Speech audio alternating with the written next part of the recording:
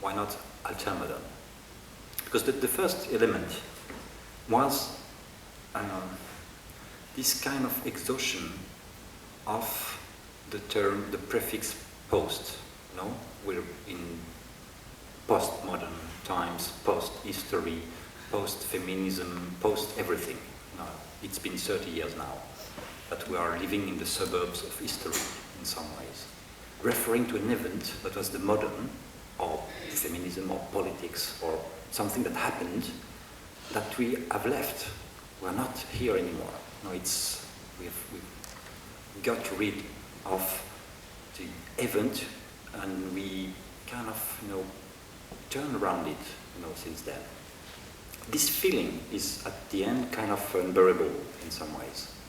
So the bet of this exhibition, the bet of this term, Altermodern, it's to be a kind of dream catcher for what could be a new modernity, a modernity for 21st century. Not getting back to modernism, not getting back to all the formulas that were used, the notions that were, at play in 20th century modernism. Not at all. It's not about being nostalgic at all. It's not the will to get back to the notion of progress, which actually was the fuel of modernism. It's trying to find something else. And if there's one idea in this exhibition, it's the fact that maybe today, at the surface of this planet, there are signs, clues of the possibility of this new modernity.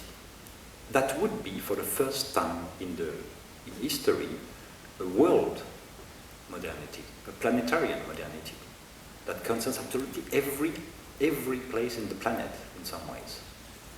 Because there's a new element that never existed at this extent before, which is globalization. We are living in a totally different situation than ever. It's a totally new situation.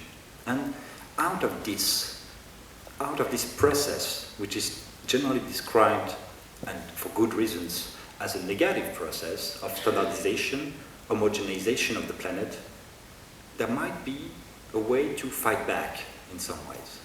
I really believe in singularity, for example.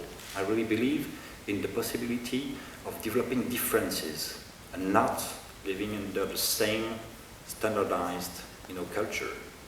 But this has to, it's not easy, because the strength of the globalization, the economic globalization movement is very massive, actually. But I do think that from this danger, we can see the seeds of a possible, organized culture that would really constitute what modernity was when at the end of 19th century, for example.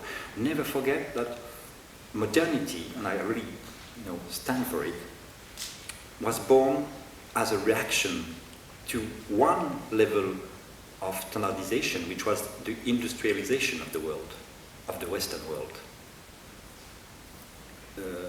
In 1893, the writings of Frederick Winslow Taylor, the Taylorization of all the factories in Europe, and then Fordism, that really literally comes out of the writings of Taylor.